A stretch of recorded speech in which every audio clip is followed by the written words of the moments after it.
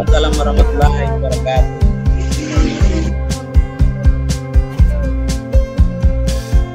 Baik, sangat juga pada tahun 2013, di mana saat itu terjadi demo besar-besaran terkait kenaikan BBM. Selamat siang teman-teman. Assalamualaikum warahmatullahi wabarakatuh. Nah, ini teman-teman. Tuh, teman-teman semuanya. Waalaikumsalam warahmatullahi wabarakatuh. Baik, terima kasih pada teman-teman semua yang sudah bergabung hari ini. Kita akan melaksanakan diskusi yang cukup seru dan menarik sekali ya pada hari ini. Namun sebelumnya saya ucapkan selamat datang dan selamat bergabung juga pada pemateri kita hari ini, Mas Slamet Raharjo. Saya panggilnya Mas aja ya, biar lebih akrab. Mungkin nanti teman-teman ketika ingin diskusi juga bisa panggil Mas Jojo, panggilan akrabnya ya. Yang belum tahu mana narasumbernya, silakan dicari ya, namanya Mas Slamet Raharjo. Diamati dulu wajahnya ya. Oke. Baik, pada diskusi kali ini kita akan mengangkat tema tentang peran mahasiswa dalam mengawal kebijakan pemerintah. Sebetulnya ini lebih relevan, lebih pas bagi teman-teman ilmu pemerintahan, namun tidak menutup kemungkinan bahwa diskusi kita hari ini juga general untuk semuanya, karena tema serta topik yang ada di dalam sini juga bisa dipahami untuk teman-teman yang lain di luar jurusan ilmu pemerintahan. Saya ucapkan juga selamat bergabung pada teman-teman yang baru saja join di webinar kita hari ini. Baik, mungkin sebelum kita memulai, saya perkenalkan dulu ya pemateri kita hari ini. Ini saya datangkan khusus jauh-jauh dari Jakarta ini pemateri kita. Jadi untuk teman-teman yang belum tahu, pemateri kita hari ini namanya adalah Mas Slamet Raharjo, SIPMA. Beliau ini sebetulnya adalah rekan saya, satu alma mater S1 dan S2-nya. Jadi Mas Slamet Raharjo ini S1-nya di jurusan Ilmu Pemerintahan Universitas Brawijaya, S2-nya di Politik dan Pemerintahan Universitas Gadjah Mada. Jadi ini kita dulu satu alma mater ya, Mas Jojo. Semoga masih mengakui. Siap-siap. Baik. Nah, kenapa saya mengundang Mas Jojo untuk bisa kita hadirkan di tengah-tengah diskusi kita hari ini, karena berkaitan dengan tema kita yang berbau dengan gerakan-gerakan sosial, di mana pemateri kita hari ini, yaitu Mas Slamet Raharjo ini secara basic sosialnya itu sangat mumpuni sekali ya. Beliau ini sering terlibat aktif. Baik, mohon maaf untuk yang baru bergabung bisa di-unmute dulu ya.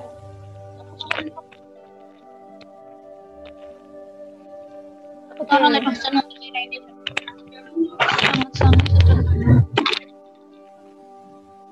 Yang baru bergabung, monggo silakan di-on-kan dulu videonya dan audionya di-unmute dulu. Oke, mohon maaf, saya lanjutkan kembali. Jadi Mas Jojo ini secara basic sosial, beliau ini seringkali terlibat dalam kegiatan-kegiatan sosial di masyarakat gitu ya, baik saat dulu kuliah S1 di Brawijaya maupun S2 di Yogyakarta. Dan sekarang beliau menjadi media analis di Indonesia Indikator. Nah, kita cerita sebentar terkait latar belakangnya Mas Jojo ini ya. Jadi memang dulu sejak S1 dan S2 seringkali terlibat aktif dalam gerakan-gerakan sosial di masyarakat. Termasuk mungkin pernah demo ya, atau sering demo ya Mas Jojo ya? Enggak pernah. Ikut demo.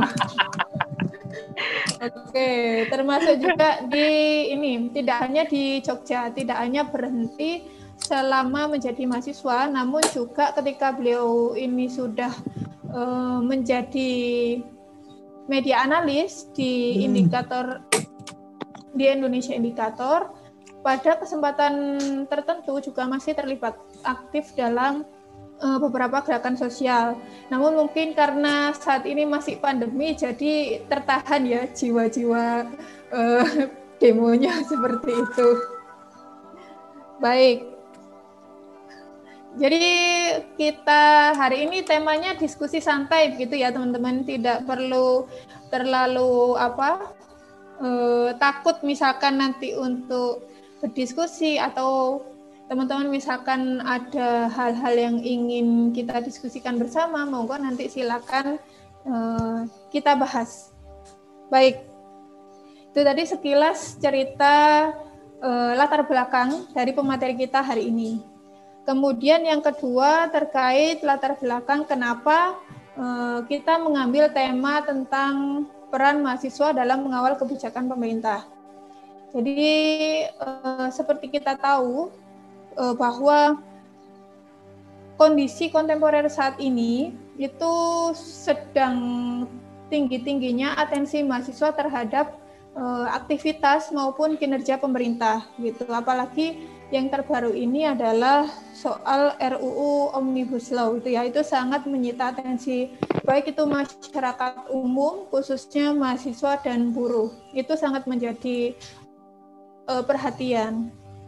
Namun selain pada momen kali ini kita melihat mundur ke belakang dulu bahwa memang gerakan-gerakan mahasiswa terkait bagaimana upaya mahasiswa untuk mengawal aktivitas dan kinerja pemerintah itu sebetulnya sudah lama dan sudah menjadi tidak asing lagi untuk dilakukan. Kita lihat dulu pada saat tahun 98 itu adalah masa di mana gerakan sosial begitu besar sekali gitu ya animonya, kemudian sampai pada titik munculnya reformasi pada sistem pemerintahan di Indonesia. Kemudian kita menilik juga pada tahun 2013, di mana saat itu terjadi demo besar-besaran terkait kenaikan BBM pada zamannya Presiden SBY. Nah, yang terakhir, jika teman-teman ingat di tahun kemarin, sekitar bulan September, kalau tidak salah, 2019 bulan September itu terjadi juga demo yang cukup besar dari kalangan mahasiswa terkait dengan wacana pelemahan KPK. Jadi ada beberapa rancangan undang-undang yang kemudian memicu kritik, memicu perhatian dari masyarakat, utamanya mahasiswa sebagai agent of change ini untuk bergerak mengkritik pemerintah. Dan yang terakhir pada tahun 2020 ini terkait dengan rancangan undang-undang Omnibus Law. Jadi memang sepanjang sejarah, pertama kita perlu menyamakan persepsi dulu bahwa dalam sistem demokrasi memang kita diberikan ruang untuk mengkritik pemerintah melalui berbagai cara. Salah satunya adalah melalui demo tadi.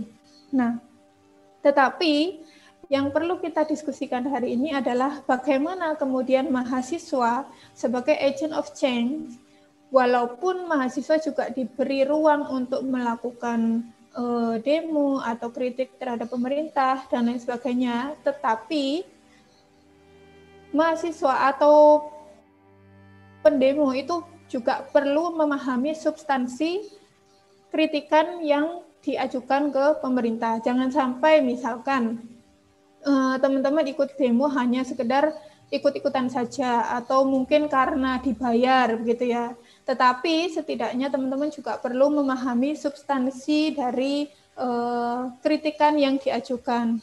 Nah, ketika sudah memahami substansi, maka yang perlu dipahami kemudian adalah bagaimana cara-cara yang bisa kita lakukan sebagai mahasiswa supaya apa yang kita suarakan, apa yang kita perjuangkan itu memang berada di jalur yang tepat.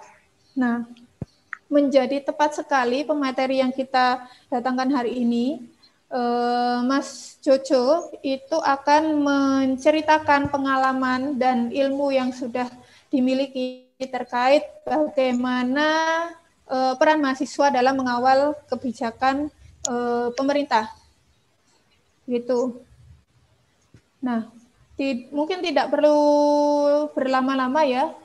Kita langsung saja memberikan waktu untuk pemateri kita, Mas Slamet Raharjo, untuk sharing pengalaman dan ilmunya pada kita semua. Ya. Baik, monggo Mas Jojo. Saya share screen materi dari sini ya. Oke, siap. Baik. Oke, selamat siang teman-teman. Assalamualaikum warahmatullahi wabarakatuh. Waalaikumsalam warahmatullahi wabarakatuh. Terima kasih untuk rekan saya, Bu Mimin, yang telah sedia untuk memberikan ruang lah buat kita untuk berdiskusi di siang hari ini ya. Mungkin sudah diperkenalkan saya ini siapa tadi oleh Bu Mimin.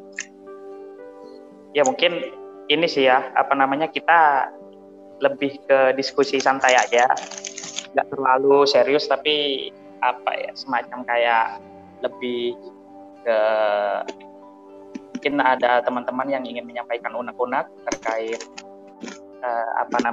sharing-sharing pengalaman dan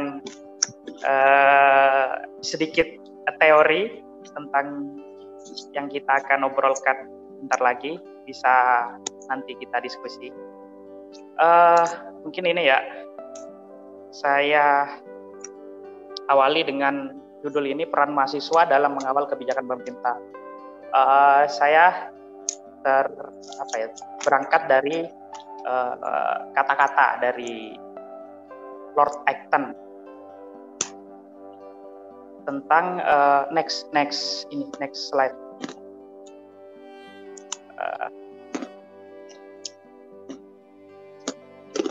Nah, kekuasaan itu cenderung disalahgunakan oleh siapapun itu yang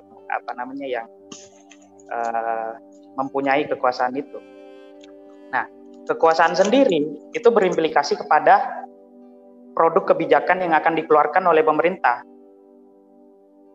Nah, mahasiswa di sini sebagai agent of change lah, sebuah agen perubahan lah, harus bisa mengawal kebijakan tersebut. Kayak contohnya ketika reformasi, bagaimana mahasiswa itu menjadi salah satu elemen dalam menurunkan kalau kita boleh sebut tirani Orde Baru lah. Andai tidak ada, tidak ada peran mahasiswa waktu itu, mungkin buruh dan juga masyarakat, elemen masyarakat lainnya mungkin tidak sekuat waktu itu untuk menurunkan seorang diktator loh ini ya, seorang Soeharto. Nah, terus masyarakat ini kan mempunyai banyak elemen kayak mahasiswa, buruh, NGO, media dan pihak lainnya. Itu harus bisa mengkritisi suatu kebijakan. Kalau misalnya ada kebijakan yang dikiranya melenceng dari tujuan dari kebijakan itu sendiri. Tujuan kebijakan kan untuk kepentingan masyarakat banyak kan, gitu. Ketika ada tujuan yang melenceng, kita harus dapat mengkritisi kebijakan tersebut. Oke, next slide. Nah, mungkin di sini saya awali kerangkai dengan teori sistemnya David Easton. Oh, ini maaf agak typo. David Easton tulisannya biasanya. Nah, dalam skema kerja sistem politik menurut David Easton ini seperti ini. input itu terdiri dari tuntutan dan dukungan. Sistem politik itu lebih ke pembuat kebijakan seperti DPR atau pemerintah ya. Nah, nanti tanda panah tersebut akan mengeluarkan output itu kebijakan. Nah, jika kebijakan itu terasa masih kurang, butuh direvisi, nanti balik lagi ke depan.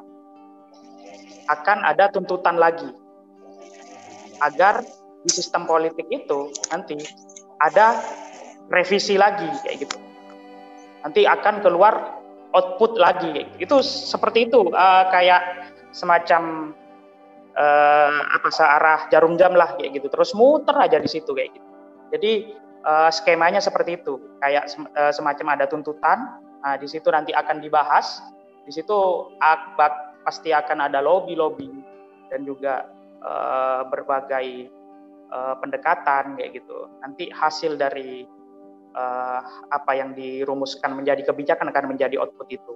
Jika misal masyarakat masih belum atau lingkungan belum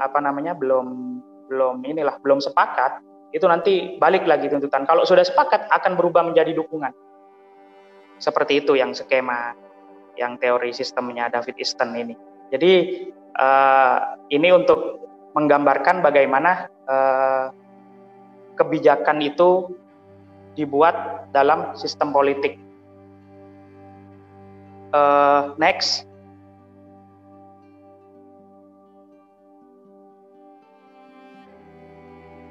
Nah, mungkin saya akan mencontohkan ini ya, kebijakan Omnibus Law Cipta Kerja yang lagi ramai diperbincangkan. Ini kebetulan saya kan kerja sebagai media analis. Jadi saya mengambil data ini dari media pemberitaan. Jadi yang menjadi isu yang dibicarakan di media itu saya kerangkai di materi kali ini tentang kebijakan Omnibus Law. Nah, kebijakan Omnibus Law kenapa menjadi polemik? Yang pertama, kebijakan Omnibus Law Cipta Kerja ini dianggap rugikan buruh, lingkungan, masyarakat adat serta pihak lainnya. Jadi kayak teman-teman ini kan melihat bagaimana di media sosial ataupun di televisi, di media pemberitaan, di media online gitu kan. Kan ada yang beredar. Sepatu. Bingung aku.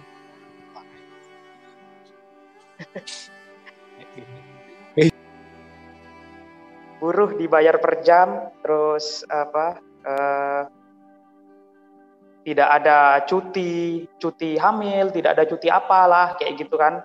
Terus banyak lah yang jadi polemik itu kayak gitu, di sekitaran oke gak apa-apa di sekitaran kebijakan Omnibus Law itu. Terus yang kedua, ini adanya dugaan intervensi dari para pengusaha dalam proses kebijakan ini. Kalau kita kalau kita tarik ke belakang, itu setiap kebijakan itu pasti berpotensi itu ada intervensi dari pihak-pihak yang mempunyai kepentingan. Nah, Omnibus Law ini pihak yang dianggap mempunyai kepentingan itu adalah para pengusaha yaitu. Terus yang ketiga, DPR dianggap tidak transparan dalam proses pembuatan Omnibus Law Cipta Kerja ini. Banyak kan yang diobrolkan di televisi, di media, terus di media sosial juga. Bagaimana perumusan proses pengesahan undang-undang ini pun sangat cepat, terus disahkan di tengah malam, dikebut kayak gituan. Terus banyak yang pakar hukum ini yang menganggap pembuatan undang-undang Omnibus Law ini cacat secara prosedural. Terus yang keempat, berubah-ubahnya draft naskah undang-undang yang telah disahkan di rapat paripurna. Ini juga yang bikin jadi polemik juga ya gitu. Gimana maksudnya ketika ada ada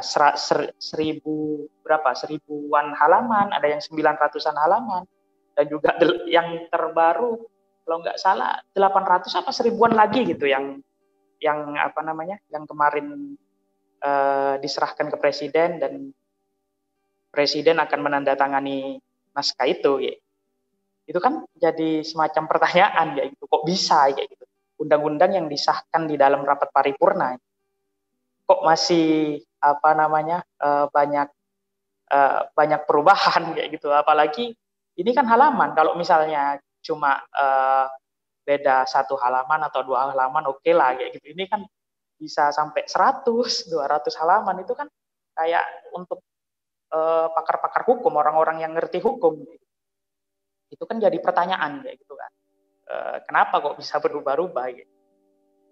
Nah, terus yang terakhir adanya dugaan pasal selundupan akibat banyaknya halaman dari undang-undang tersebut. Nah, ini juga jadi dugaan dari kelompok oposisi ya. Ini dugaan. Kenapa saya pakai kata-kata dugaan? Karena hal ini masih dalam rangka diduga, belum terbukti benar atau tidaknya. Ini kan banyaknya halaman undang-undang ini kan kayak semacam 800 atau 900, 1000-an. Siapa yang mau baca ya gitu kan. Ini kan ada potensi untuk menyelundupkan pasal kayak gitu kan. Nah, itu yang juga dikhawatirkan oleh teman-teman dari pengamat hukum. Next.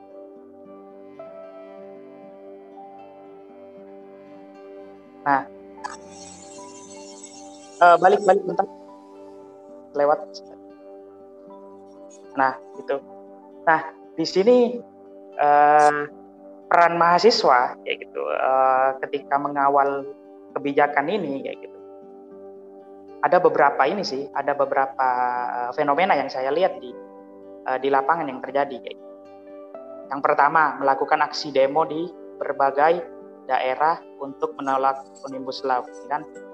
Ada yang di Jakarta, Surabaya, Malang kemarin juga kan, yang di balai kota itu kan, di Balkot itu kemarin yang sempat rusuh juga. Nah, itu kan banyak yang melakukan demo ya.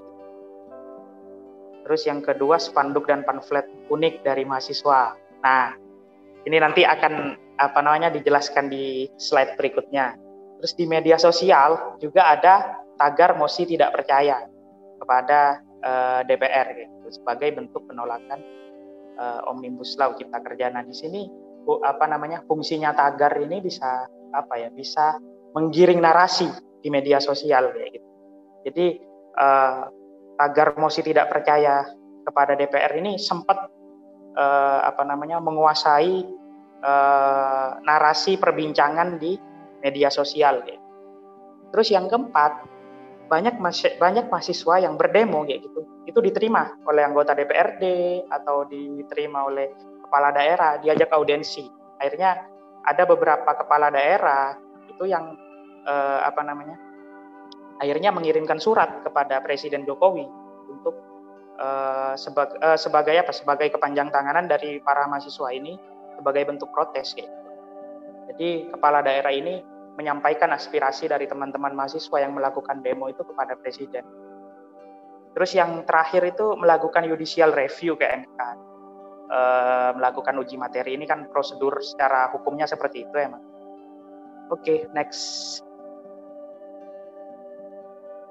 slide. Nah, ini teman-teman, saya ini ambil beberapa gambar di Google kayak gitu kan. Nah, ini sama seperti kejadian di 2019 saat demo RUU bermasalah kayak RUU KPK, KUHP waktu itu kan, tahun kemarin itu yang juga sempat ramai. Yang gambar yang pertama kita lihat, aku benci DPR, aku sayang Anya. Terus yang kedua, cukup mantan saya yang PHP, Bapak jangan. Terus yang ketiga, Cipta Kerja dari rakyat untuk DPR, tidak ada tunjangan untuk istri simpanan. Terus yang keempat, jangan matikan keadilan, matikan saja mantanku. Nah, ini fenomena yang unik teman-teman. di sini bagaimana dulu ketika tahun 98 lah atau sebelum era 2000 masih waktu saya dan Bu Mimin itu masih mahasiswa, itu nggak ada spanduk atau pamflet ataupun poster yang kata-katanya seperti ini kayak gitu. Jadi ini kata-kata unik yang fenomena ini muncul ketika tahun 2019, bagaimana sindiran ini masuk kategori satir. Jadi maksudnya dari keseharian kita kayak gitu. Kita kan maksudnya mahasiswa sekarang mungkin ya lebih dekat dengan maksudnya hal-hal seperti kayak kata-kata mantan, terus aku sayang Anya Geraldine maksudnya ini kan. Terus ya istri simpanan ini kan bentuknya kata-kata semua itu kata-kata menyindir kayak gini kan. Ini fenomena dari 2019. Banyak kalau misalnya teman-teman cari di Google kayak gitu. Kata-kata unik ketika demo 2019 atau Omnibus Law tahun 2020 ini akan banyak ditemui. Ini seperti kata-kata unik dan semacam kayak kata-kata satir untuk menyindir gitu.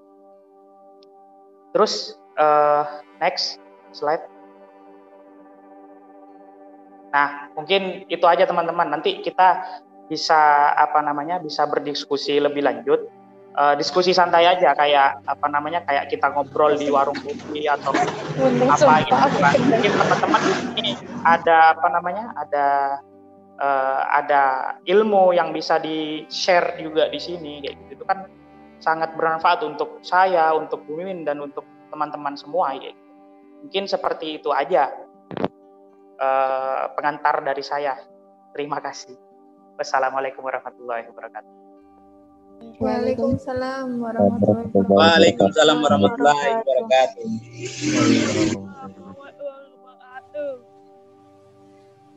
Baik, sangat menarik sekali ya teman-teman materi kita hari ini, dan Mas Jojo sudah mengemasnya dalam materi yang sungguh luar biasa karena dikaitkan dengan kondisi kontemporer.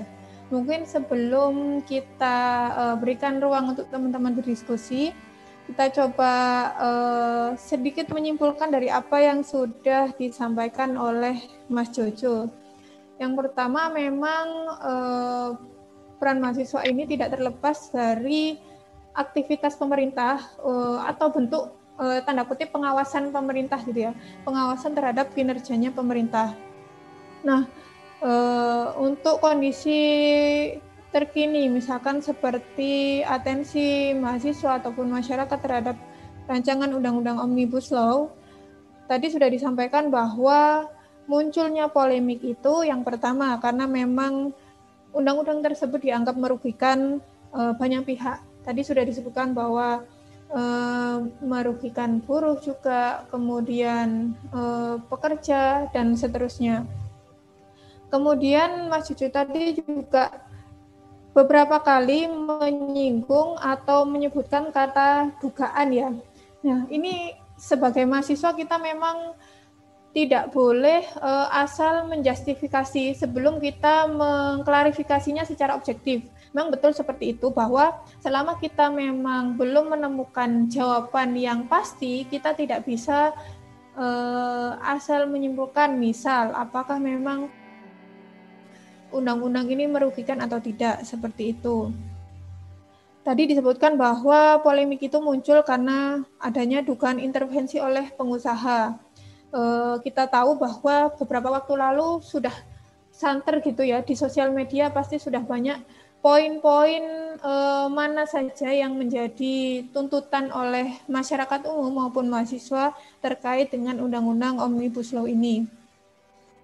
Kemudian dugaan intervensi ini juga tidak terlepas dari adanya kepentingan atau pemilik kepentingan ingin masuk ke ranahnya pemerintah. Jadi bagaimana pemilik kepentingan ini masuk ke dalam ranahnya pemerintah melalui undang-undang, di mana ketika undang-undang tersebut nanti disahkan, maka itu juga bisa menjadi angin segar bagi pengusaha atau bagi pemilik kepentingan yang kepentingannya itu terkabulkan melalui undang-undang, walaupun kita memang tidak secara gamblang dapat mengamati bahwa mana poin-poin atau pasal yang mengandung kepentingan dari beberapa pihak tertentu, tapi itu harus melalui analisa yang cukup mendalam seperti itu. Kemudian tadi dianggap transparansi DPR juga kurang gitu ya, karena itu tadi pertama memang perumusannya juga sepertinya terburu-buru gitu ya. Kalau katanya Mata Najwa itu terburu-buru, bahkan revisinya juga dari yang 1000 halaman menjadi 800 halaman infonya itu hanya dilakukan dalam beberapa waktu saja. Itu kan cukup apa ya? Cukup aneh juga. Kita yang dulu mengerjakan skripsi yang 70 halaman itu butuh waktu berbulan-bulan bahkan. Nah, sementara ini merevisi 200 halaman hanya 1 hari 1 malam lah ibaratnya, dengan konsekuensi yang cukup besar. Walaupun dampak 1 pasal gitu ya, 1 pasal itu efeknya sangat besar karena ini melibatkan masyarakat Indonesia secara umum gitu.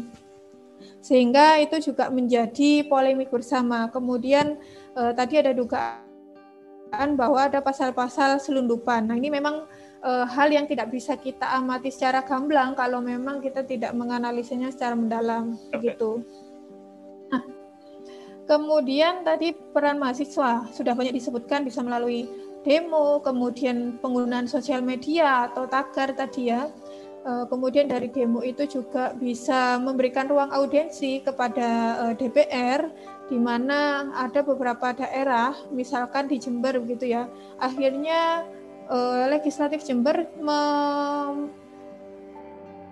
menyampaikan aspirasi mahasiswa untuk disampaikan kepada pemerintahan pusat. Kemudian juga ada judicial review yang bisa ibaratnya bypass ya begitu.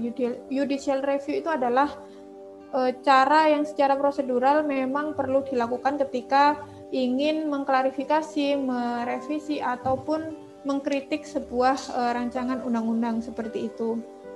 Nah, satu poin menarik yang saya tangkap dari materinya Mas Jojo tadi adalah soal fenomena pamflet unik tadi ya Mas ya, bahwa itu fenomena satir yang muncul di tahun 2019 mungkin tadi saat adanya demo soal ini rancangan undang-undang pelemahan KPK seperti itu. Pada saat itu mungkin dunia sosial media juga sudah mulai berkembang begitu, dan memang perkembangan sosial media pada saat itu dengan kondisi di tahun-tahun sebelumnya itu sudah sangat drastis berbeda, di mana sosial media semakin hari ini itu menjadi lebih bebas ya, tanda kutip bebas dalam arti apapun sedikit saja bisa menjadi viral, apapun aspirasi masyarakat bisa lebih cepat tersampaikan kepada pemilik kepentingan atau kepada pemerintah begitu. Nah, memang tidak hanya sebatas pada fenomena pamflet unik, tapi ternyata pamflet unik ini juga menjadi media satir bagi mahasiswa untuk tanda kutip menyindir ya. Satir itu kan sindiran kepada pemerintah. Mungkin ini juga menjadi salah satu keresahan gitu ya, ketika mahasiswa mungkin menggunakan cara-cara formal tetapi terlalu panjang aspirasinya untuk didengar, tetapi ketika menggunakan cara-cara satir ini justru akan langsung memicu atensi baik untuk masyarakat umum yang kemudian akan diviralkan begitu ya, dan mencuri perhatian pemerintah. Satu hal yang lucu kemarin saya lihat di sosial media ya, di Instagram, ada mahasiswa pendemo juga yang membuat pamflet. Di situ tertuliskan bahwa sebelum demo katanya ibu disuruh makan nasi dulu sebelum demo gitu ya, biar kuat. Itu kan salah satu hal yang unik juga muncul di fenomena demo kemarin itu. Nah, mungkin simpulan sementara seperti itu. Barangkali dari teman-teman ada yang ingin bertanya atau ada yang ingin diskusi, monggo dipersilahkan. Mungkin di antara ini, ya, di antara 63 peserta ini, ada mungkin sebagian yang kemarin ikut demo ya di Balai Kota Malang. Ini mungkin mayoritas adalah mahasiswa Malang. Mungkin yang kemarin ikut demo sharing pengalaman dengan teman-teman yang lain barangkali. Siapa ada yang ingin bertanya? Oke, kita beri kesempatan dulu pada Mas Al-Ghazali ya. Untuk selain Mas Al-Ghazali di mute. Oke, silakan. Ya, oke. Assalamualaikum warahmatullahi wabarakatuh. Waalaikumsalam warahmatullahi wabarakatuh. Yang saya hormati Ibu Mimin selaku moderator dan juga Mas Jojo selaku pemateri atau pemantik kita pada diskusi sore hari ini. Artinya seperti yang disampaikan oleh Mas Jojo dalam tema mahasiswa mengawal kebijakan pemerintah. Artinya sebelum sampai kepada pertanyaan, saya perlu menggarisbawahi terkait dengan mengawal kebijakan pemerintah. Nah, kalau kita bicara tentang mahasiswa mengawal kebijakan pemerintah, itu tergambar bahwa ini secara universal atau secara umum. Sementara pemateri tadi hanya menjelaskan bahwa terkait dengan Omnibus Law, itu hanya sebagian kebijakan pemerintah. Nah, itu yang pertama. Nah, kemudian bicara tentang mahasiswa ini, peran mahasiswa sebagai agen of change, agen of control sosial, dan lain sebagainya ini kita harus berbicara dalam perspektif sejarah. Karena biasanya itu sejarah dunia itu sejarah anak muda. Jika angkatan muda mati rasa, maka matilah sebuah bangsa. Nah, itu merupakan salah satu pembahasan yang menarik, karena agen perubahan ini selalu diidentikan dengan mahasiswa itu sendiri sebagai pemuda. Nah, sejarah sebuah bangsa itu selalu menawarkan kebijakan-kebijakan pemerintah. Mahasiswa di sini sebagai pemuda seringkali melakukan kritikan, aksi demonstrasi dan lain sebagainya. Puncak daripada gerakan mahasiswa yaitu penggulingan Soeharto. Bulan Mei itu 1998.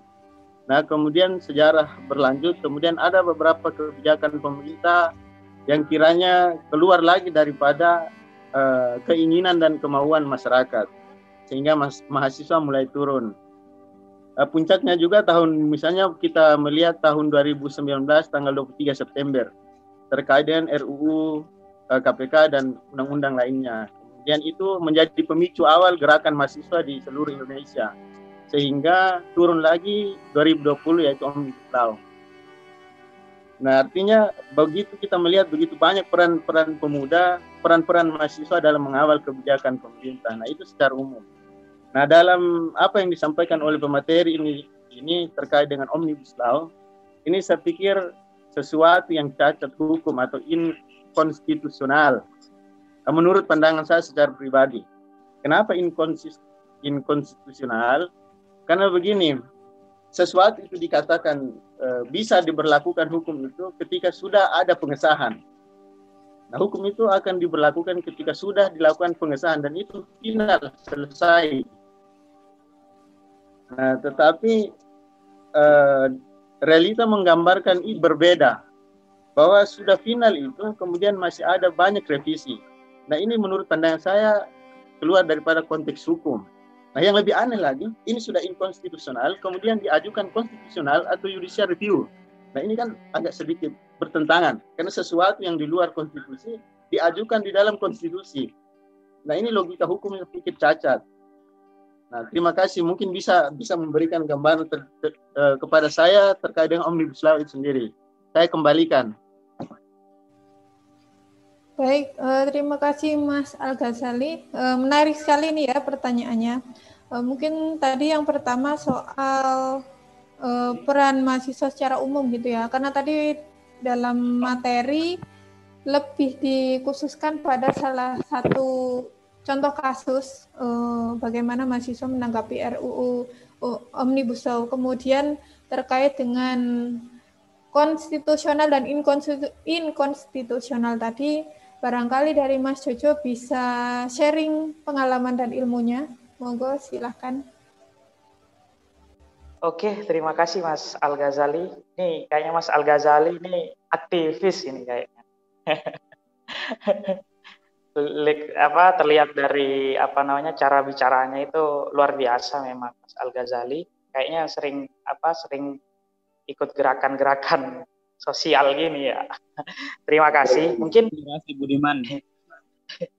Mungkin begini, peran mahasiswa secara umum itu banyak sebenarnya untuk mengawal kebijakan. Jadi intinya untuk peran mahasiswa ini, kita pun seperti ini kayak gitu. Kita berdiskusi, mengadakan forum,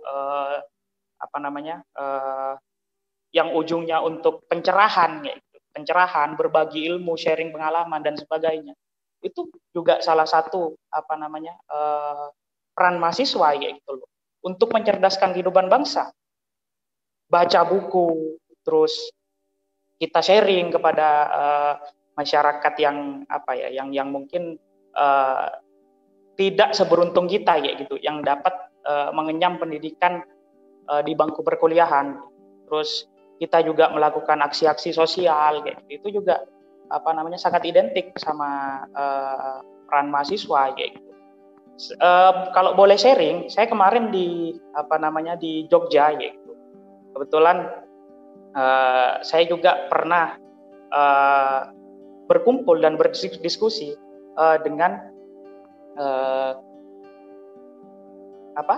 mantan tahanan politik tahun 1965 atau yang dulu mendapat stigma komunis ya gitu.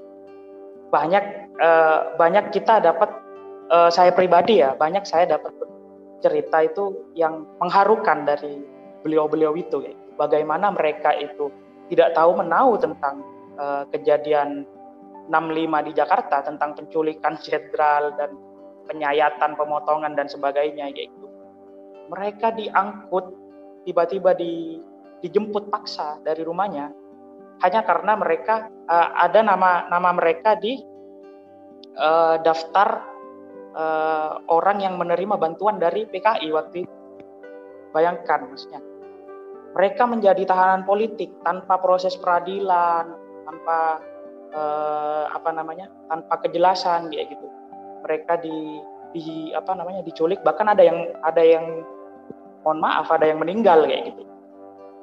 Nah, banyak. Terus saya juga berkumpul sama orang-orang dari Ahmadiyah yang dipersekusi ketika kita punya perbedaan dari sisi agama lah ya. Terus banyak lagi saya juga berkumpul dengan teman-teman intinya yang banyak memiliki perbedaan dengan saya pribadi kayak gitu loh. Kita juga melakukan hal itu nanti kita dapat perspektif banyak kayak gitu. Dan kita kalau misal beruntung nanti kayak gitu, kalau kita misalnya bisa menjadi pemangku kebijakan, kita tidak bakalan melihat dari sisi satu perspektif saja gitu. Kita nggak bisa melihat membuat kebijakan itu dari satu sisi saja. Kenapa saya tadi mencontohkan Omnibus Law? Mungkin karena karena sekarang lagi relate isunya tentang ini, dan peran mahasiswa ini sangat disorot sama media di isu ini kayak gitu. Bagaimana mahasiswa kayak gitu, menuntut habis-habisan pemerintah kayak gitu, yang seperti Mas Al-Ghazali tadi bilang kayak gitu. Ini undang-undang sudah inkonstitusional kayak gitu. Kenapa saya juga memasukkan judicial review tadi kayak gitu ke MK, itu hanya menjadi salah satu cara untuk melakukan uji materi jika kita tidak setuju kepada salah satu undang-undang. Itu umum sih. Tapi kemarin itu sudah, kalau nggak salah sudah ada yang mendaftarkan gugatan terkait. Ada rencana dari KSPI, dari kelompok buruh, itu untuk mengajukan judicial review. Mungkin seperti itu dulu, Mas Al-Ghazali. Terima kasih.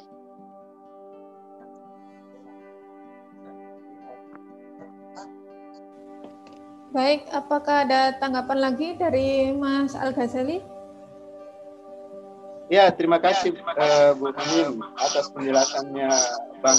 Ini Bang Jojo, saya panggil apa ini? Mas Jojo ya, Mas Jojo. Itu luar biasa apa yang dijelaskan oleh Mas Jojo ini atau pemateri. Begini, maksudnya kenapa saya katakan bahwa ini cacat hukum atau ini konstitusional?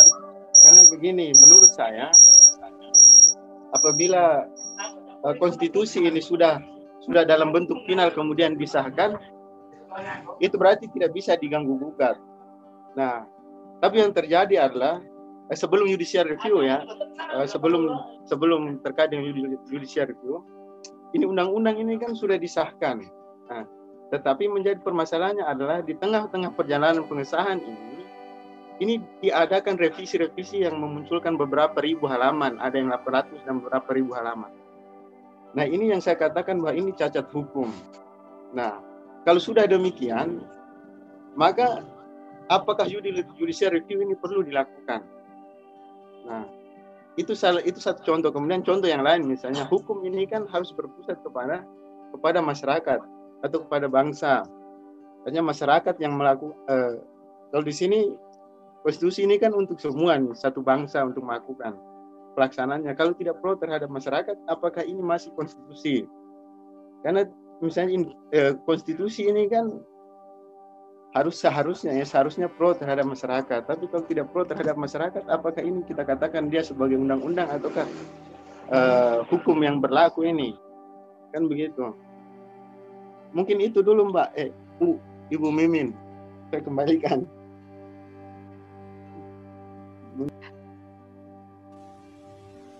Baik. Boleh saya nanggapin bentar? Boleh, monggo silakan. Mungkin seperti ini ya, Mas Al-Ghazali. Saya juga sebenarnya nggak setuju sih sama Omnibus Law ini. Kebetulan saya juga buruh soalnya. Jadi saya juga nggak suka kayak semacam cara pemerintah ataupun DPR kayak gini. Mereka membuat undang-undang itu mau nabrak prosedur apapun kayak gitu loh. Nanti ujung-ujungnya kalau nggak setuju ke MK ya. Kalau nggak setuju ke MK itu kan sama kayak mereka yang bikin masalah kayak gitu. MK yang disuruh menyelesaikan itu kan karena berpatokan sama aturan dari konstitusi kita ya gitu, seperti itu. Mungkin saya nggak setuju tentang cara pemerintah maupun DPR membuat aturan kayak gitu. Ujung-ujungnya nanti akan dilempar ke MK ya gitu. Mau itu konstitusional ataupun non konstitusional kayak gitu. Itu kan semacam kayak melempar tanggung jawab kayak gitu loh. Mereka yang membuat peraturan, mereka yang membuat demo di berbagai daerah, mereka yang membuat masyarakat menolak, masyarakat, buruh, mahasiswa menolak aturan ini, tapi ujung-ujungnya dilempar ke MK ya gitu kan. Banyak kan yang maksudnya dari pihak pemerintah maupun DPR memberikan statement seperti itu tuh menurut saya bukan ciri sebagai negarawan lah ya gitu loh. Mungkin ya itu bisa, undang-undang itu emang ya kalau istilahnya nggak banget lah kayak gitu. Kalau istilahnya dari Coach Justin kayak gitu, nggak banget lah kayak gitu kan. Mungkin itu aja sih Bu Mimin. Baik. Mungkin kalau peribahasa yang cocok itu lempar batu sembunyi tangan gitu kali ya. Ketika misalkan tadi yang dikatakan oleh Mas Jojo bahwa semua aturan mungkin ditabrak sana sini dan buru-buru untuk disahkan, kemudian nanti ketika ada sesuatu hal yang butuh klarifikasi atau sesuatu hal yang terlihat tidak matang dilemparkan ke MK. Jadi akhirnya siapa yang berbuat, siapa yang bertanggung jawab, seperti itu. Dan memang tadi yang dikatakan oleh Mas Jojo bahwa dalam mengamati sebuah kebijakan, aktivitas pemerintah itu tidak bisa kita berdiri pada satu perspektif saja. Mungkin nanti ketika teman-teman belajar pendekatan dalam ilmu politik, barangkali ya ini untuk mahasiswa ilmu pemerintahan atau barangkali mahasiswa di luar pemerintahan juga tertarik untuk membacanya, bahwa memang banyak sekali perspektif atau pendekatan yang bisa kita amati untuk memahami fenomena sosial yang sedang terjadi. Memang kemudian juga terkait dengan peran mahasiswa tadi yang ditanyakan oleh Mas Al-Ghazali, bahwa satu, memang peran mahasiswa itu tidak harus atau tidak mutlak pada tindakan demo saja, itu yang pertama. Yang kedua, kita mungkin sebagai mahasiswa dibekali ilmu, dibekali wawasan, dan juga mungkin jaringan, kita punya tindakan atau kita punya sikap yang berbeda juga. Maksudnya adalah tidak harus kita dalam mengkritik pemerintah itu melalui demo saja, karena demo itu hanya salah satu saluran, begitu ya. Banyak sekali saluran yang bisa kita manfaatkan untuk mengkritik pemerintah. Salah satunya ya tadi misalkan melalui diskusi ilmiah, atau mungkin sekarang yang lagi tren itu pemanfaatan sosial media, penggunaan tagar dan sebagainya, itu sangat sangat berdampak sekali terhadap animo masyarakat. Salah satu contohnya seperti koin untuk Prita yang dulu pernah ramai diperbincangkan gitu ya. Berawal dari sosial media itu akhirnya bisa menggugah suara masyarakat banyak, yang akhirnya memang banyak kemudian masyarakat memberi perhatian terhadap aktivitas pemerintah seperti itu. Nah, oke. Mungkin dari teman-teman yang lain ada yang ingin berdiskusi juga, monggo silahkan. Kita berikan kesempatan. Atau yang kemarin ikut demo ini, mana suaranya ya? Pasti banyak ini, di antara 63 teman-teman yang bergabung di diskusi hari ini. Ada yang, saya lihat wajahnya ada yang ikut demo kemarin, gimana suaranya ya? Bisa sharing yang ikut demo? Ya, bisa sharing pengalamannya. Bang Ali, Bu. Siapa? Masa harus sebut merek ini? Mahasiswa kan nggak boleh malu-malu toh? Bang Ali sama Safiuddin. Nah, itu mana dua nama yang disebutkan temannya tadi? Mana suaranya? Harus bersuara ini. Masa di luar berani bersuara, di virtual begini malah malu-malu ini. Monggo Mas Ali sama Mas Safiuddin ditunggu suaranya. Atau Mas Agung ini barangkali tadi saya melihat banyak mencatat materi yang disampaikan oleh Mas Jojo ya, barangkali ada yang ingin di-share dengan kita. Ya, saya mau bertanya, Bu. Baik. Tentang kebijakan yang disahkan tentang Undang-Undang Cipta Kerja ini, apakah ada sangkut pautnya dengan bantuan ke karyawan itu diganti dengan disahkan undang-undang itu? Jadi tukar guling lah ibaratnya antara bantuan ke karyawan itu ya kayak BPJS Ketenagakerjaan, terus bantuan apalagi untuk karyawan itu diganti dengan pengesahan undang-undang. Apakah ini trik dan intriknya pemerintah untuk menguntungkan para orang-orang oligarki? Baik. Apa kali lubang tutup lubang gitu kali ya? Iya. Baik, monggo Mas Jojo bisa menanggapi. Mungkin kalau sisi transaksional tidak di proses pembuatan undang-undang itu mungkin saya nggak begitu mengerti ya. Soalnya mungkin kalau kata Gabriel Almond itu adalah proses di mana yang beliau sebut itu black box atau kotak hitam kayak gitu. Di situ kalau teorinya Gabriel Almond itu, di dalam proses pembuatan kebijakan mesti ada ruang-ruang hitam itu untuk melakukan semacam kayak seperti yang Mas Agung tadi bilang, tukar guling ataupun transaksi ataupun negosiasi di situ kayak gitu. Itu di situ ada kayak gitu loh. Nggak mungkin yang sering yang sering diobrolkan oleh teman-teman di media sosial ataupun di televisi kayak gitu. Itu mungkin lebih ke undang-undang Omnibus Law ini lebih ke kayak semacam ada sangkut pautnya sama kepentingan pengusaha gitu. Bagaimana sebelum undang-undang ini kan yang disahkan dulu adalah undang-undang Minerba, revisi undang-undang Minerba, mineral dan batu bara. Nah, konon RUU Minerba itu saya juga belum baca hasil revisinya itu menguntungkan para pengusaha dan merugikan masyarakat adat kayak gitu loh. Kayak semacam ketika ada konflik lahan kayak gitu. Teman-teman dari Jatam, jaringan advokasi tambang, terus teman-teman dari yang lembaga yang ngurusin lingkungan hidup itu Walhi. Nah, teman-teman dari Walhi itu memprotes undang-undang Minerba tersebut. Habis dari revisi undang-undang Minerba, ada revisi undang-undang Menka tadi. Ada hubungannya sama yang ditanyakan sama Mas Al-Ghazali tadi. Bagaimana maksudnya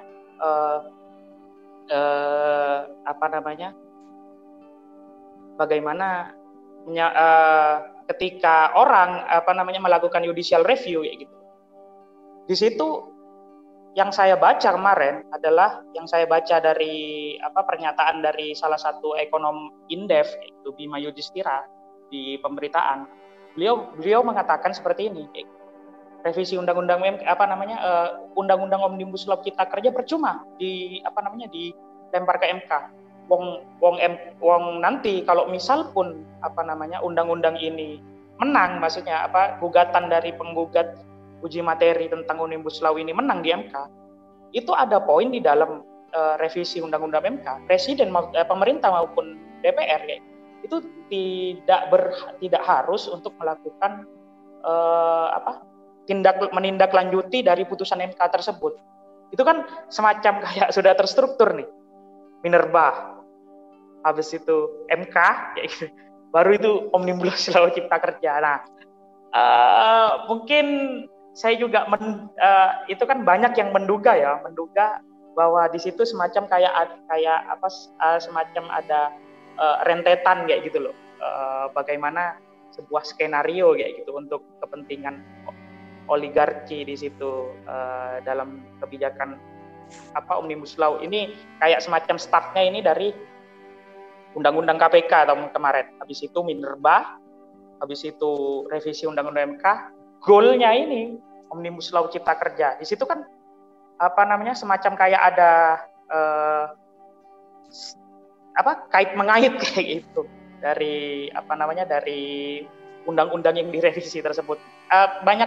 Sama-sama banyak mengalami penolakan soalnya. Mungkin seperti itu sih Mas Andi.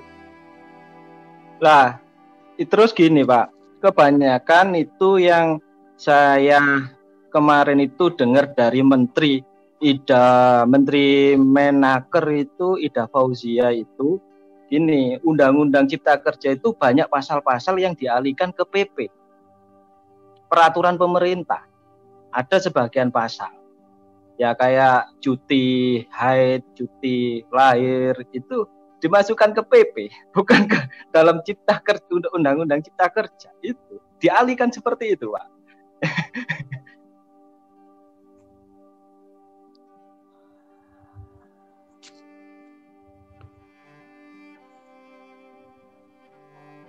Ya, Sagu. Gimana? Mas Jo atau Mas Agung masih Halo? ada yang ingin ditambahkan? Cek. Masuk, Mas Jojo, masuk suaranya. Sempat terputus barusan. Oke. Barangkali tanggapan masuk dari ya? Mas Agung bisa Ya, diulangi. tentang apa namanya PP ya, PP turunan dari Oh ya, Undang-Undang Omnibus Law ini kan ya. ya betul. Ya, Ya, cek. Apakah suara saya masuk? masuk.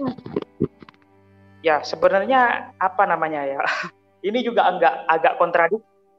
Masuk ya? Ya. Agak kontradiksi bagaimana tujuan dari Omnibus Law Cipta Kerja ini kan untuk memperamping undang-undang kayak gitu loh. Bagaimana berapa ya? 80-an atau 70-an undang-undang itu dijadikan satu kayak gitu kan. Itu tujuan dari ini mungkin untuk memperamping peraturan kayak gitu loh. Jadi satu kayak gitu. Ini malah nambah lagi kayak gitu PP. Malah nambahin peraturan lagi, itu kan kayak semacam kontradiksi kayak gitu. Kalau masalah poin-poinnya tentang PP-nya ini kan masih harus diperbincangkan lagi kan, soalnya ini kan menyangkut dari apa namanya nanti antar lembaga atau kementerian itu nanti pasti ada suatu tabrakan apa namanya peraturan, makanya nanti akan diatur oleh PP itu. Salah satunya mungkin yang tentang cuti itu. Mungkin itu saja dulu, Mas Agung. Baik, gimana Mas Agung? Masih ada yang ingin diklarifikasi atau Yang seperti itu. Tapi? Banyak aktivis yang takut menyampaikan hak demokrasinya. Kebebasan berpendapat menurun 33,5%, Pak. Karena takut dipenjara aktivis.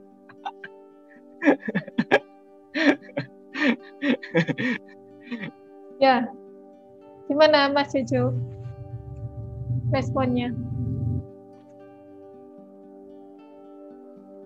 Oh maaf. Tentang ini apa namanya ketakutan para untuk menyampaikan pendapat kayak gitu. Sebenarnya begini, kalau kita sebenarnya apa ya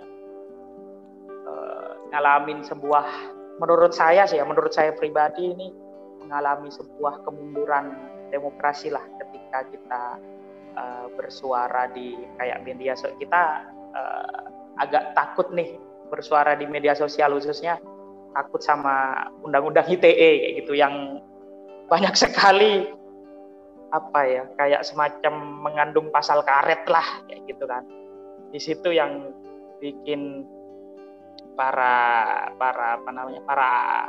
aktivis untuk berpikir dua kali untuk bersuara di media sosial karena itu undang-undang ITE. Sedangkan untuk secara langsung kayak gitu itu mungkin kita para aktivis biasanya akan menghadapi ya konon katanya akan ini sih berhadapan dengan tindakan represif aparat kayak gitu.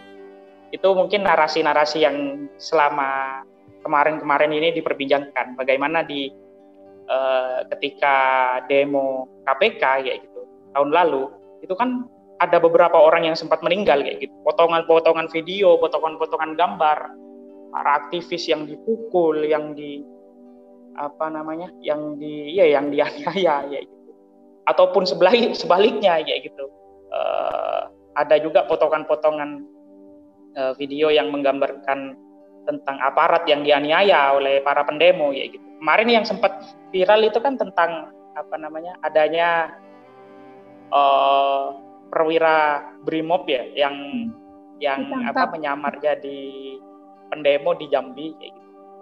Itu yang ramai diperbincangkan di media sosial juga. Nah, itu kan juga menjadi salah satu narasi bagaimana narasi-narasi tindakan represif aparat itu terjadi di lapangan kayak gitu.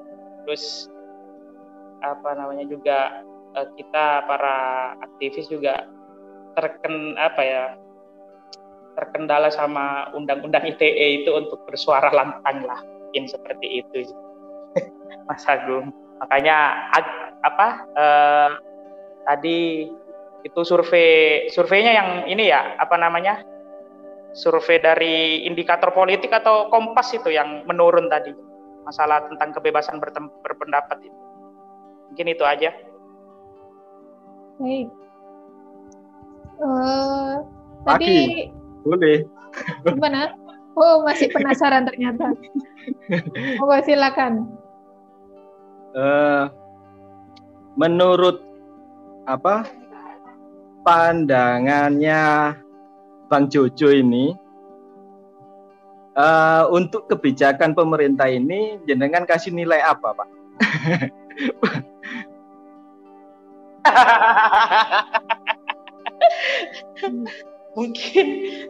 mungkin untuk menilai saya nggak ini ya, bukan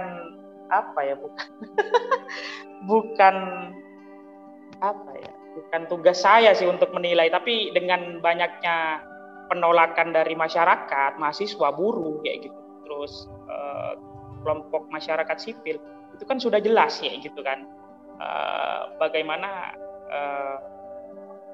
kebijakan tersebut memang harus dievaluasi kayak gitu kan.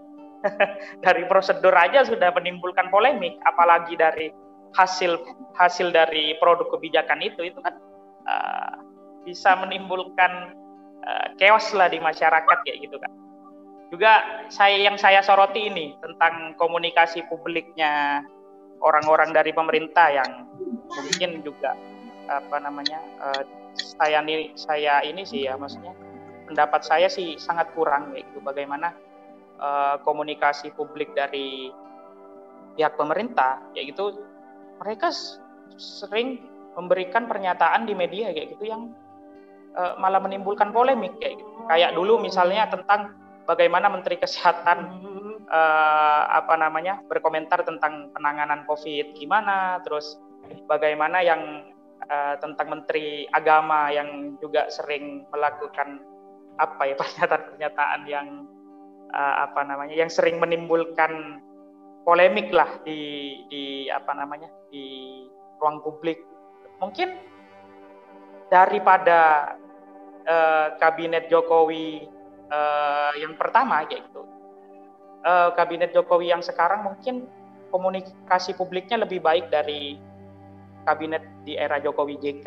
Itu sih menurut saya juga ya, yang penting komunikasi publiknya juga yang harus disorot. Mungkin itu aja dulu. Ya kasih nilai angka aja, Pak. Angka atau abjad lah. Itu loh menurut pandangannya jenengan, Bang Jojo. Apa ya? Saya ngutip nilainya aja dari Rocky Gerung A- ya. A-nya untuk kebohongan, minusnya untuk kejujuran. Mungkin saya ngutip itu sih.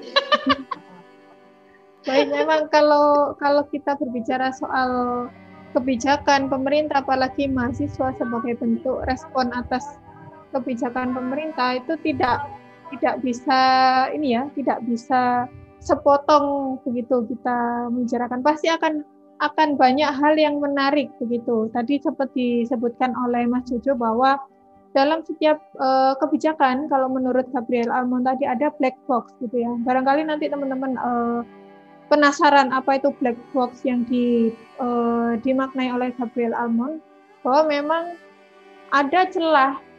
Setiap kebijakan itu pasti punya celah gitu ya, celah untuk disusupi oleh kepentingan politik seperti itu.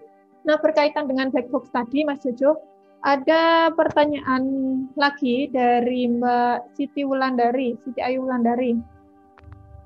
Terkait dengan black box tadi, apakah benar jika hukum adalah produk politik? Terima kasih atas kesempatannya. Monggo ditanggapi dulu oleh Mas Jojo. Ya, terima kasih Mbak. Tadi sebenarnya kalau kita ngelihat emang hukum kayak gitu, mungkin itu di luar konteks dengan black box tadi ya. Hukum itu emang dari produk politik kayak gitu.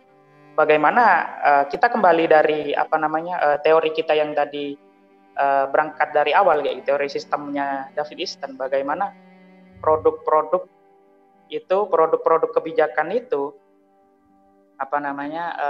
dimulai dari proses politik kayak gitu kan.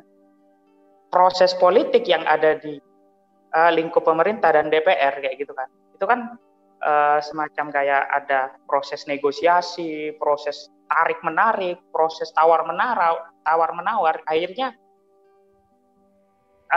dapat menghasilkan suatu konsensus, kesepakatan kayak gitu dari produk kebijakan itu.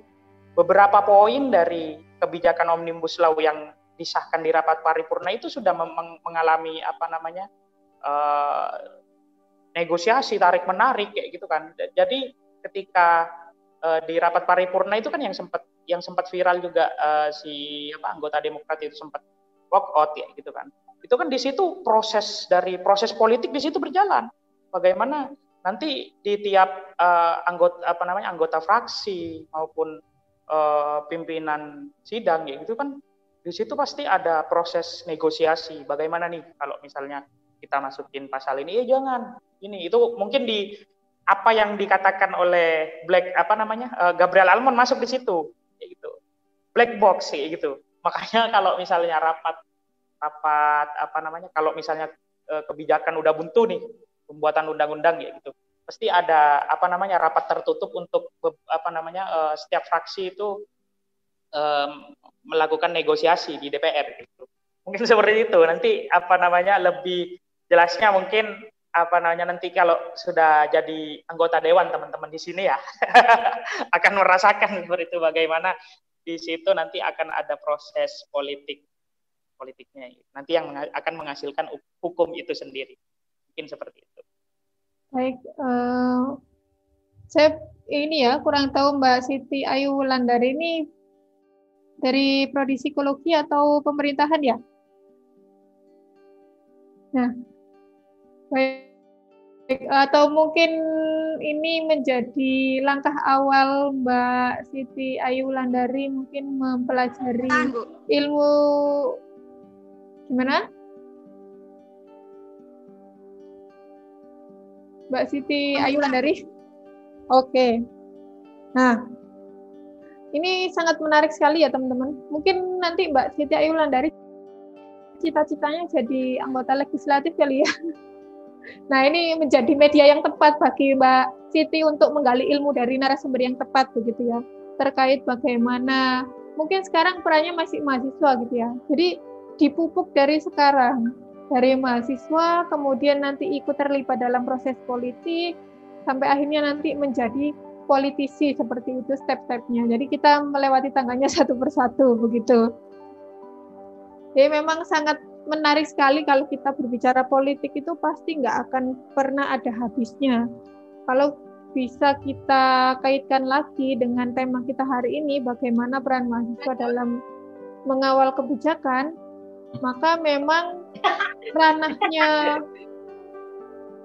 mahasiswa itu lebih ini ya, di area luar, kalau saya bisa mengilustrasikan di area luarnya. Kemudian untuk proses negosiasi, untuk proses audiensi dan sebagainya itu ketika mahasiswa sudah dilibatkan dalam sebuah proses politik awal, bisa dibilang seperti itu.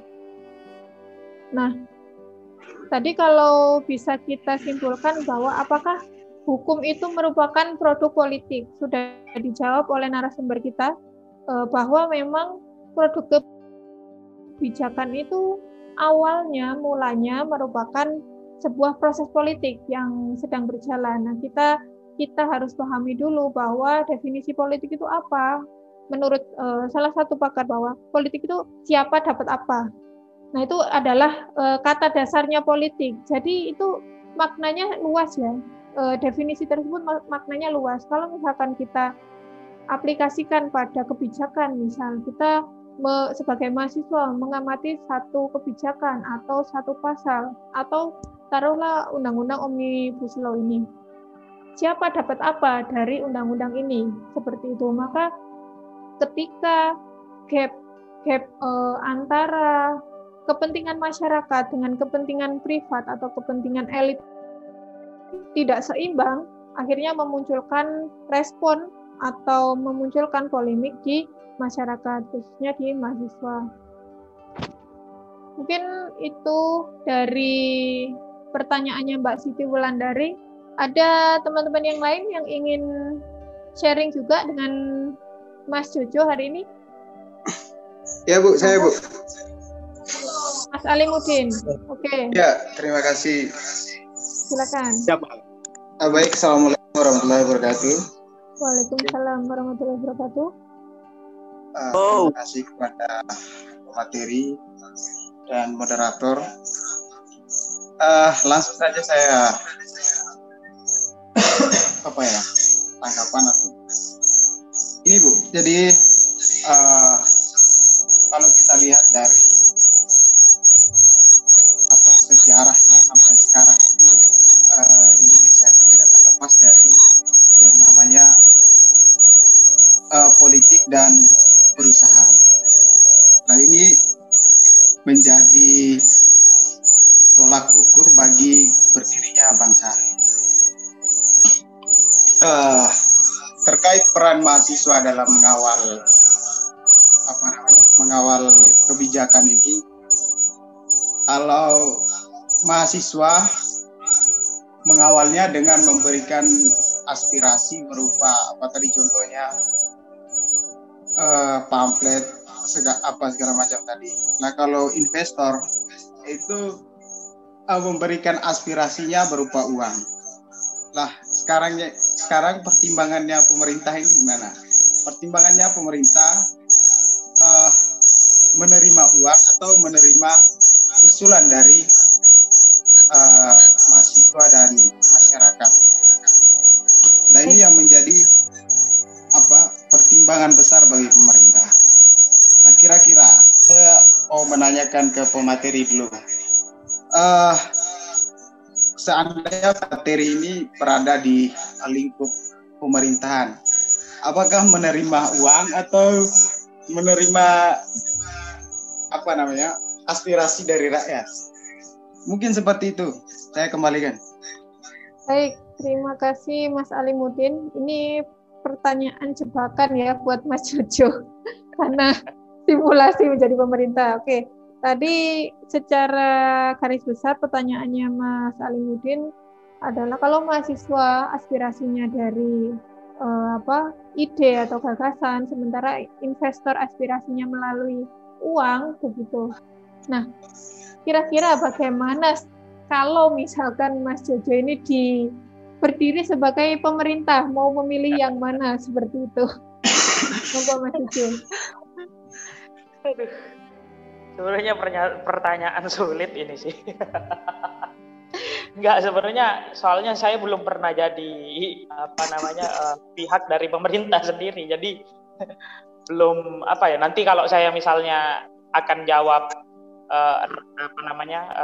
akan mendengarkan rakyat, itu bohong, nanti itu beda nanti kalau udah menjabat gitu. Kalau misalnya saya pilih pilih uang kayak gitu, itu nanti mungkin menurut teman-teman nggak pro rakyat atau apa ya gitu kan. Mungkin saya akan menjelaskan tentang bagaimana relasi dari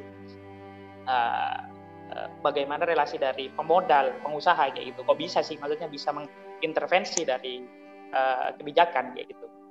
Mungkin seperti ini. Jadi kalau kita andaikan ya kasarnya, saya mengutip kalau nggak salah ini konsepnya namanya ijon politik. Nah, mungkin teman-teman di sini sudah pernah dengar ya gitu, ijon politik. Jadi seperti ini. Proses demokrasi kita ya gitu, yang namanya pemilu itu sangat membutuhkan biaya yang sangat mahal. Nah, membutuhkan biaya yang sangat mahal dari segi pamflet, branding dan sebagainya, bayar tim survei dan juga bayar pemilih serangan fajar itu mungkin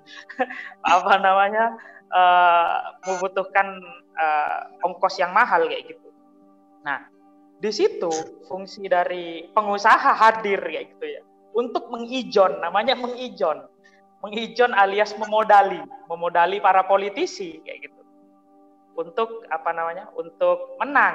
Nah, untuk menang di dalam pemilu nanti kalau sudah menang seperti yang kata Bu Mimin tadi, yang dinamakan politik itu adalah proses transaksional. Saya mendapatkan apa, ya gitu loh. Saya mendapatkan apa. Nanti si pengusaha akan mengatakan, saya akan modali Anda, kayak gitu. Tapi Anda nanti jika sudah menjabat, Anda harus mempunyai timbal balik kepada saya, gitu kan. Karena dalam politik nggak ada makan siang gratis. Kita pun ke kamar mandi di stasiun, di terminal, itu kan bayar kan. Apalagi tentang untuk modalin pemilu, ya gitu kan. Disitulah maksudnya peran dari para pengusaha pemodal di situ hadir. Bagaimana kemarin itu di Pilpres 2019,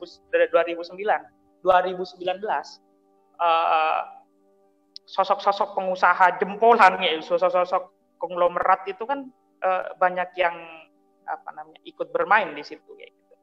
Tapi biasanya itu di belakang layar, ya gitu. Itu tidak terekspos oleh media ataupun oleh siapa, ya gitu. Itu biasanya proses di belakang layar, ya. Mungkin seperti itu sih. Baik, ini mungkin kalau kita meminjam istilah lain, pengusaha atau yang di belakang layar ini bisa kita sebut broker, begitu ya kali ya. Jadi broker ini bisa dimaknai seperti tadi, saya punya modal yang bisa Anda gunakan, kemudian kalau Anda sudah menjabat, saya dapat apa. Atau bisa jadi, yaitu tadi, broker menjadi perantara untuk seseorang supaya bisa mencapai kepentingan politik yang ingin yang dicapai, seperti itu. Nah, memang kalau kita berbicara politik ini, jujur kalau diskusi hari ini saya sangat antusias ya, karena memang banyak hal.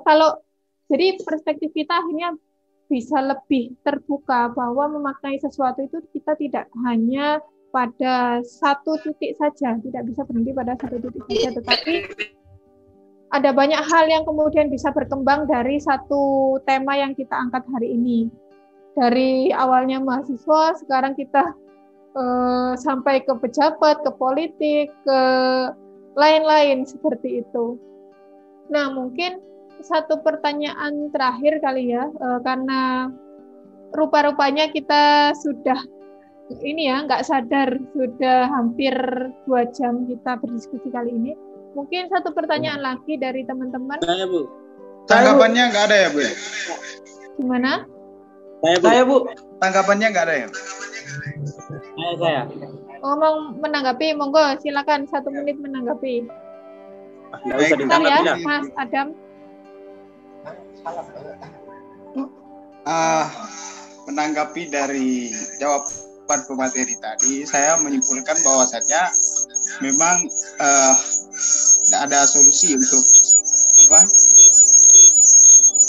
mahasiswa mengawal kebijakan ini, karena kalau memang benar mahasiswa itu mengawal, maka dari awalnya pencalonan itu harus dibiayai oleh mahasiswa sendiri atau masyarakat sendiri, bukan hanya memberikan suara tetapi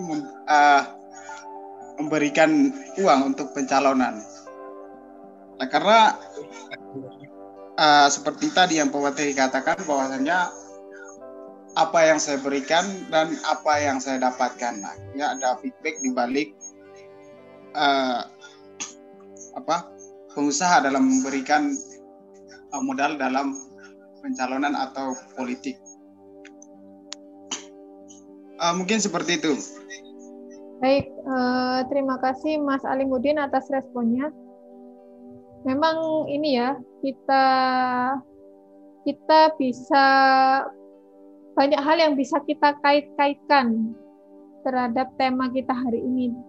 Jadi kita perlu memfokuskan diri untuk tetap pada pada bahasan bahwa pada posisi ini mahasiswa memang tidak bisa ketika satu kali menyuarakan pendapat di saat itu juga langsung terkabulkan. Tidak seperti itu prosesnya.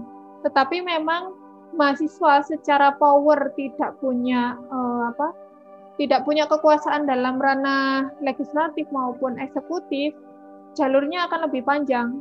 Nah, maka dengan salah satunya dengan cara demo atau menyampaikan aspirasi itu adalah salah satu jembatan yang bisa digunakan oleh mahasiswa dalam menyampaikan aspirasi pada pemerintah. Untuk kemudian apakah pemerintah merespon atau menanggapi itu menjadi soalan lain yang kita juga bisa diskusikan di lain kesempatan. Panjang itu nanti ceritanya ya.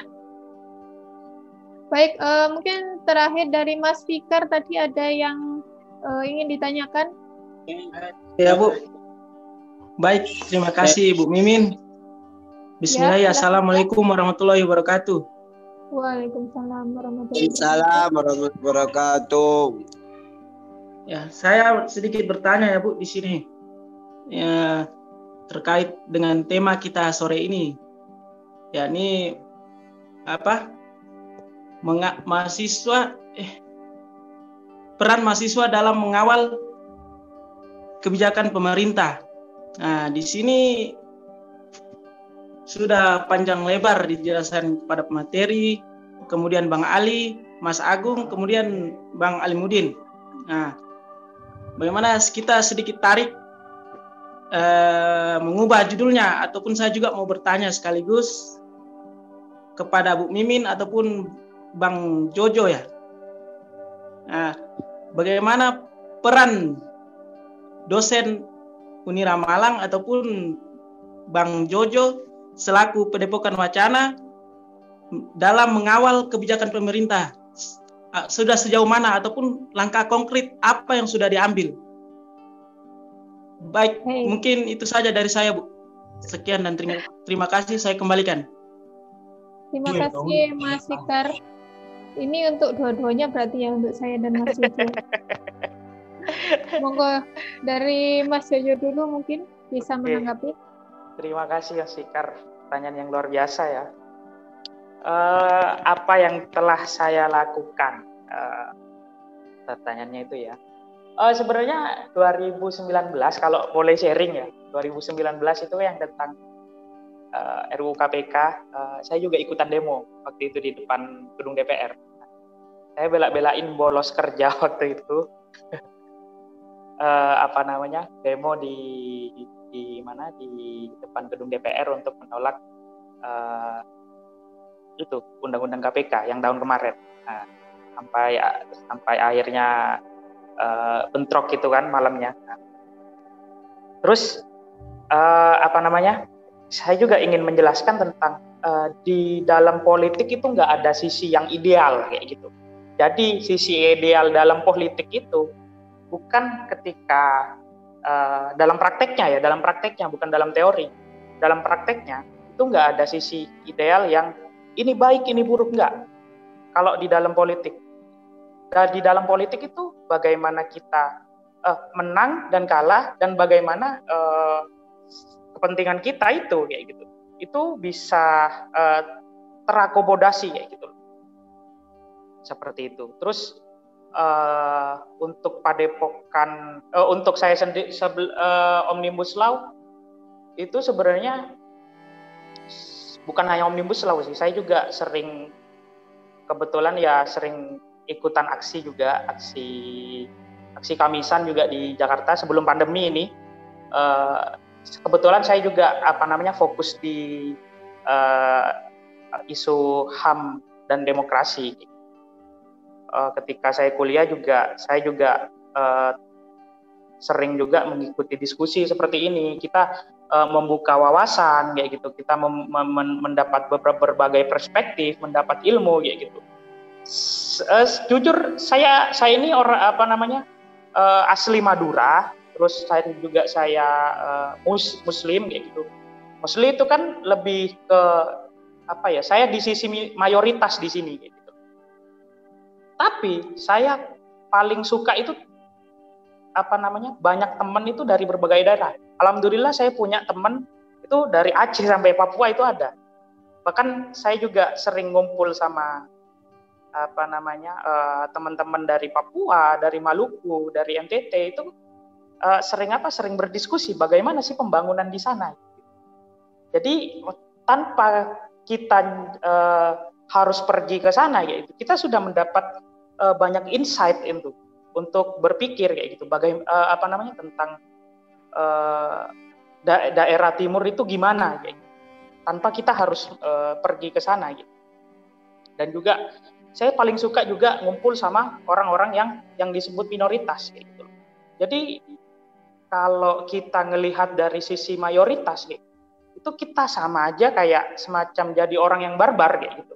Tapi ketika kita ngelihat dari perspektif yang minoritas, bagaimana sih mengakomodasi pendapat-pendapat minoritas ini dapat dibarengkan ya, dapat disandingkan dengan para pendapat mayoritas. Nah, itu tuh juga penting gitu. Bagaimana menyatukan kedua pendapat itu. Hasilnya yang didapatkan adalah sebuah kesepakatan baru.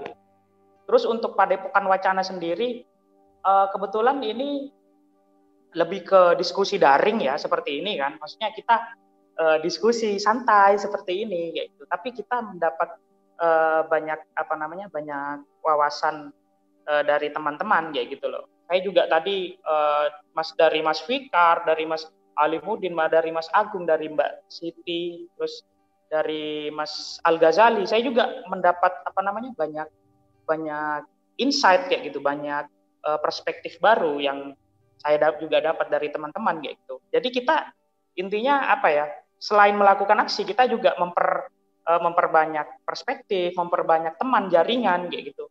Juga kita juga ya intinya rajin-rajin baca buku juga, seperti itu. Baik, terima kasih, jawabannya komprehensif sekali ya Mas Jojo. Mungkin kalau dari Mas Jojo sendiri lebih aktual begitu ya, melalui tindakan aksi atau ikut demo juga barangkali. Nah, kalau tadi menjawab dari segi saya begitu ya, karena saya adalah seorang akademisi, maka ranahnya menjadi berbeda. Kalau akademisi lebih pada ya seperti ini, membuka ruang-ruang diskusi, kemudian kita bisa sharing ilmu, itu adalah salah satu bentuk peran serta kita dalam sharing wawasan.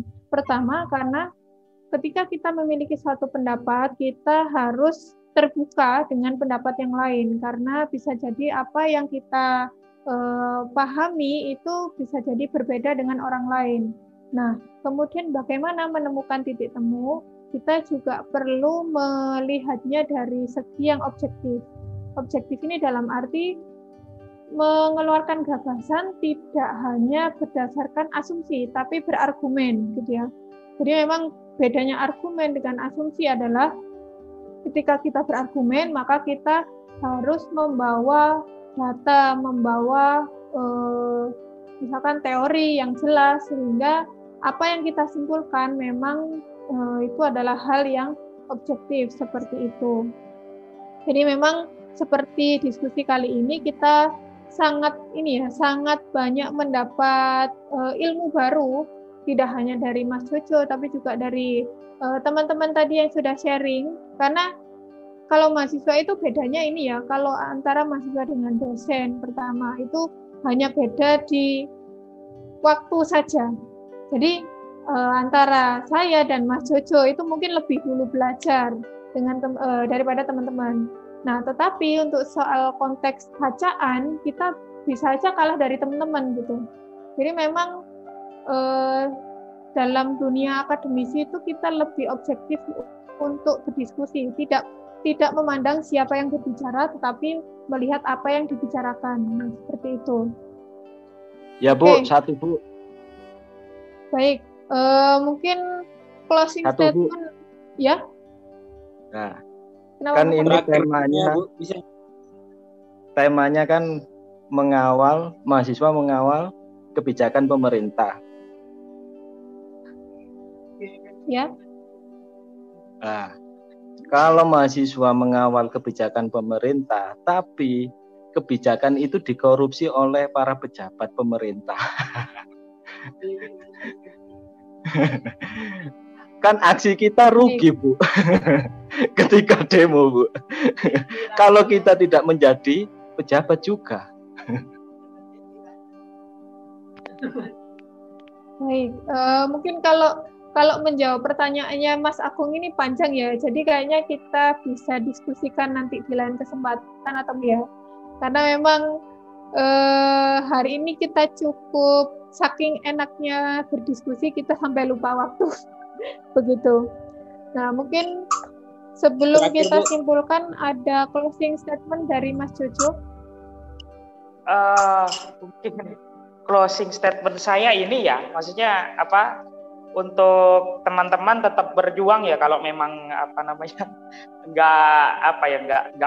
nggak memprovokasi ini sih, maksudnya lebih ke apa namanya berjuang sesuai dengan apa namanya keinginan nurani dari teman-teman. Misalnya teman-teman ingin demo, teman-teman ingin apa namanya berdiskusi seperti ini, berdiskusi, ataupun teman-teman juga apa namanya ingin mengadakan gerakan di media sosial juga silakan, kayak gitu. Banyak cara untuk mengawal kebijakan. Jadi jangan sampai putus asa. Mungkin sedikit menjawab Mas Agung ini, memang ini untuk satu kali aksi memang enggak, tapi setelah berkali-kali aksi, jadi intinya bikin rame kayak gitu loh. Itu kan kalau bikin rame akhirnya kuping dari kayak sama kita mau tidur kan, ketika ada tetangga yang rame itu kan panas kuping kita kan, akhirnya kan kayak gitu kan. Akhirnya barulah ditindaklanjuti itu sama pemerintah. Mungkin seperti itu sih. Terima kasih untuk teman-teman yang sudah sedia berdiskusi dengan saya. Sangat terima kasih. Assalamualaikum warahmatullahi wabarakatuh. Waalaikumsalam warahmatullahi wabarakatuh. Sedikit tambahan juga simpulan dari apa yang kita diskusikan hari ini. Memang kita sebagai mahasiswa memiliki banyak cara untuk menyampaikan aspirasi kepada pemerintah. Kaitannya adalah entah itu kritik atau saran terhadap aktivitas pemerintah, baik itu melalui tindakan yang aktual atau melalui sikap kita. Jadi sikap ini lebih pada hal-hal yang tidak kita lakukan secara tindakan gitu ya. Ya mungkin melalui sikap kita percaya atau tidak percaya misalkan, atau ada hal-hal lain yang bisa kita sampaikan pada pemerintah melalui cara-cara yang berbeda. Kemudian tidak kalah penting juga kita ketahui bahwa setiap apapun dalam setiap kebijakan itu, ini saya teringat dari dosen kami ya, dosen saya dan juga Mas Jojo ketika dulu di UGM pernah menyampaikan bahwa kebijakan itu tidak akan bisa memuaskan semua pihak. Itu satu kata kunci yang saya pegang sampai sekarang. Bagaimana kemudian setiap kebijakan itu pasti akan memunculkan pro dan kontra, baik itu dari kalangan mahasiswa atau dari masyarakat umum. Maka kita kemudian bisa mengkerangkai pemikiran kita bahwa tidak ada sesuatu hal yang ideal. Tadi menyambung statementnya Mas Jojo, dalam politik itu tidak ada sisi ideal. Ideal dari si A mungkin tidak ideal bagi si B dan seterusnya. Maka itu kan kembali lagi pada logika kebijakan, tidak akan bisa memuaskan semua pihak seperti itu. Nah, baik, mungkin sampai di sini ya teman-teman perjumpaan kita dalam diskusi daring. Mohon maaf tadi jika ada beberapa teman yang ingin menanyakan tapi kita terbatas waktu, mungkin kita bisa diskusi di lain kesempatan atau mungkin nanti kita diskusi di kelas. Seperti itu. Saya sangat apresiasi sekali lagi kepada antusiasme teman-teman dalam mengikuti diskusi kita hari ini. Kemudian saya juga sangat berterima kasih kepada pemateri kita hari ini, Mas Slamet Raharjo, sudah meluangkan banyak waktu untuk kita berdiskusi ya, sharing pengalaman. Tadi banyak sekali pengalaman yang diceritakan. Kemudian sharing ilmunya juga. Itu menjadi hal yang mungkin tidak kita dapatkan selama di kelas seperti itu. Jadi harapan